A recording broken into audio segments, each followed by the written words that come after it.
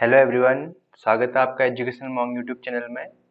और आज का हमारा टॉपिक है इक्विपोटेंशियल सरफेस, या जिसको हिंदी में बोला जाता है क्या, समविभव पृष्ठ। अच्छा, अब इसको समझते हैं। सरफेस सरफेस तो जानते हैं आप, जैसे कि सरफेस क्या होता है, कोई भी एक जनरली हम बोल सकते हैं जहाँ पे जैसे आप अभी बैठ के स्टडी कर रहे हैं, टेबल टेबल का चेयर का सरफेस, वैसे ही टेबल का सरफेस। ठीक है, तो इस तरीके से सरफेसेस हम तो जानते हैं। इक्विपोटेंशियल, अब नाम से, अभी कुछ टर्म ऐसे होते हैं ना एग्जाम में, जैसे आपको कभी कंफ्यूजन हो जाए तो आप उसको क्या करो, नाम से ही उसको समझने की कोशिश करो, नाम को ब्रेक करके पढ़ने की कोशिश करो।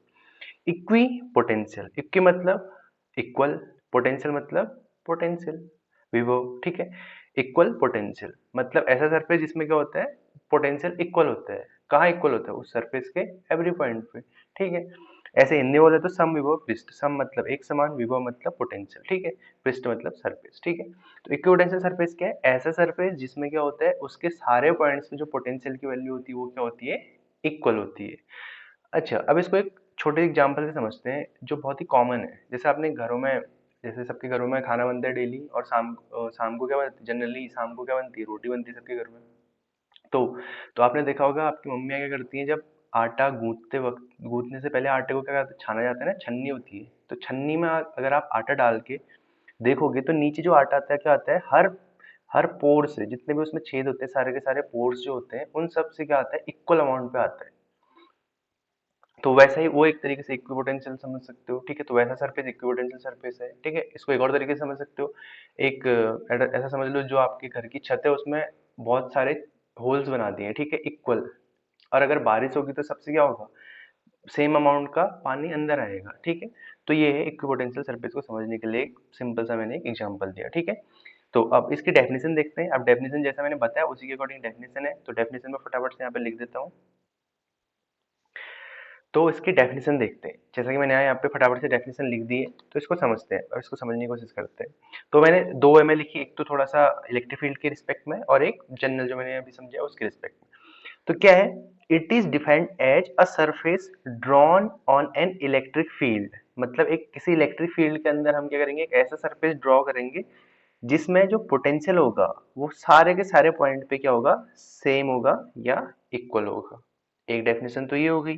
दूसरी definition, a surface whose every point possess equal potential, मतलब एक ऐसा सरफेस जिसके इंडिविजुअल पॉइंट को अगर कहीं पे भी हम कंसिडर करें तो वो सारे के सारे पॉइंट पे जो पोटेंशियल आएगा वो कितना आएगा, इक्वल आएगा या सेम आएगा। ठीक है, अच्छा, अब ऐसा कहाँ होता है उसको भी समझते हैं। अब इसका एक एग्जाम्पल, एग्जाम्पल क्या होगा, एग्जाम्पल कोई भी आप कंडक्टिंग सरफेस उठा लो। ठीक है, जो भी आप चलो एग्जाम्पल में लिख ही देता हूँ। ठीक है, चार्ज्ड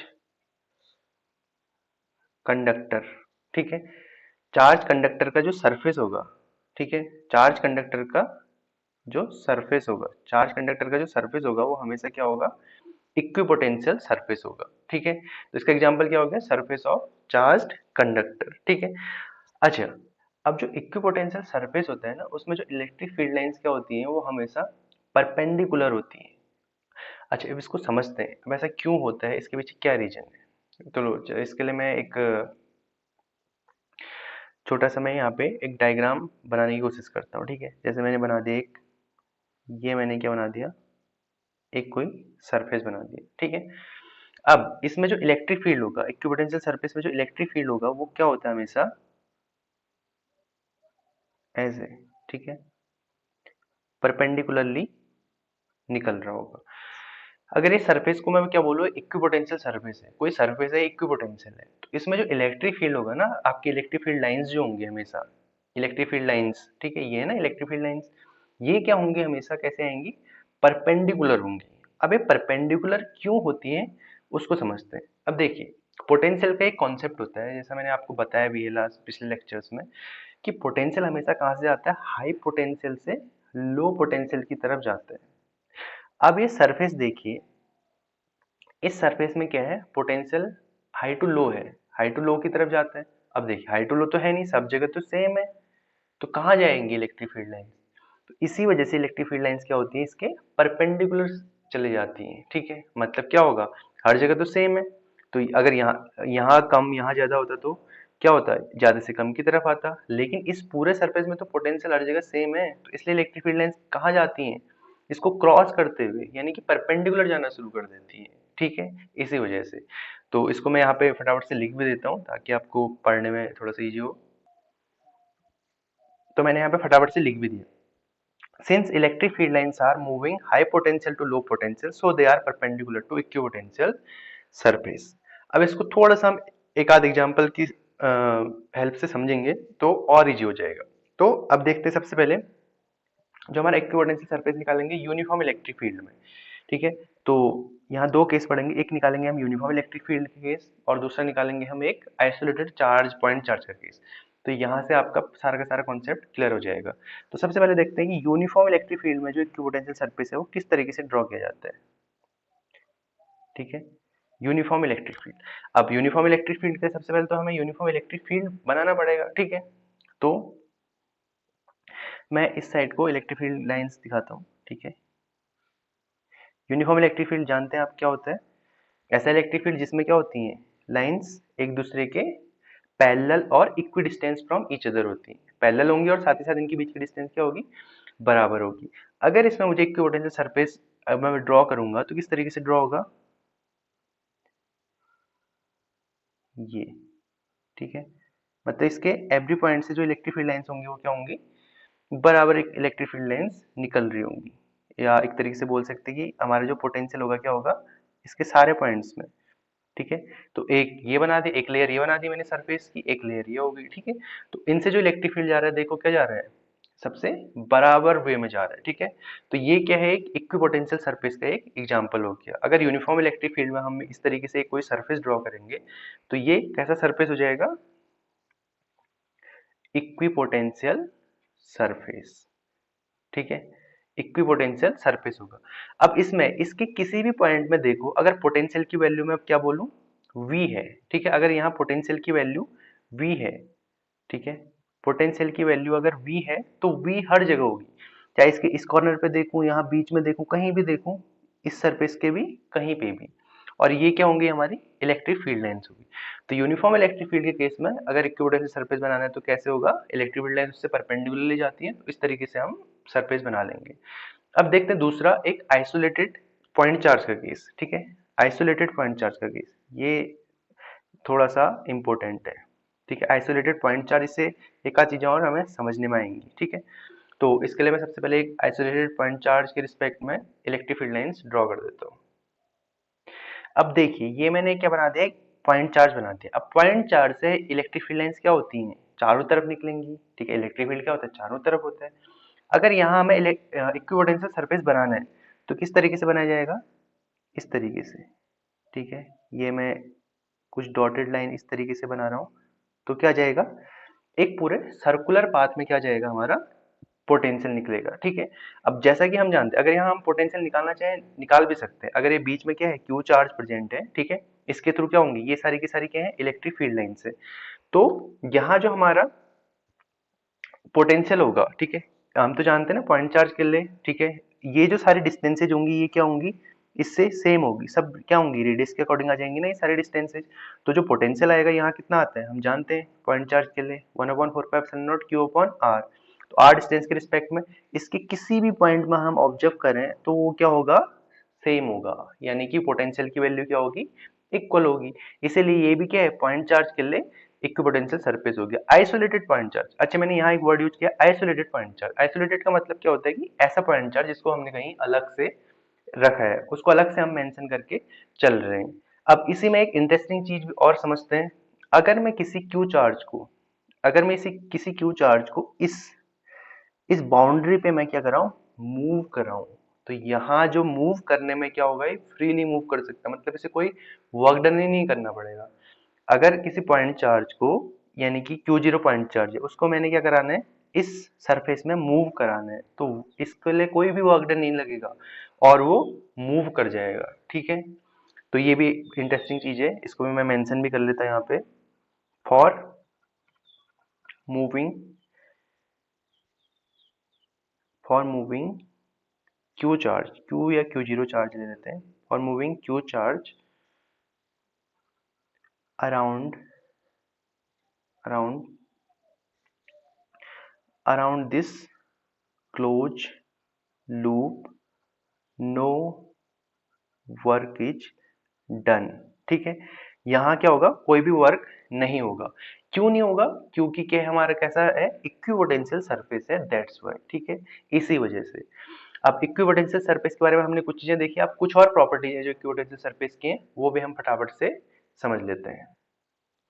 तो क्या प्रॉपर्टीज है फटाफट से देखते हैं। तो फर्स्ट प्रॉपर्टी क्या है, हम जो इलेक्ट्रिक फील्ड लाइंस होती है, electric field lines are always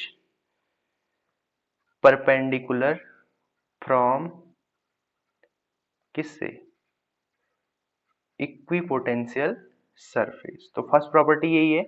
हमने देखा क्या, इलेक्ट्रिक फील्ड लाइंस क्या होती है, परपेंडिकुलर होती है, परपेंडिकुलरली जाती है। तो पहली प्रॉपर्टी यही है। कभी कभी एग्जाम में प्रॉपर्टी पूछ ली जाती है, ठीक है, कभी ऑब्जेक्टिव फॉर्म में पूछ ली जाती है और कभी कभी वैसे डिस्क्रिप्टिव फॉर्म में पूछ ली जाती है। तो क्या होती है, electric field lines always perpendicular from equipotential surface. Second property similar to electric field lines वाली प्रॉपर्टी के अकॉर्डिंग है। तो सेकंड प्रॉपर्टी क्या है, टू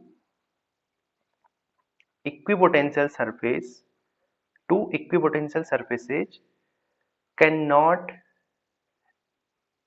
intersect each other। अगर दो इक्विपोटेंशियल सरफेस हैं वो एक दूसरे को इंटरसेक्ट कभी नहीं करेंगे। ठीक है, सेकंड प्रॉपर्टी ये।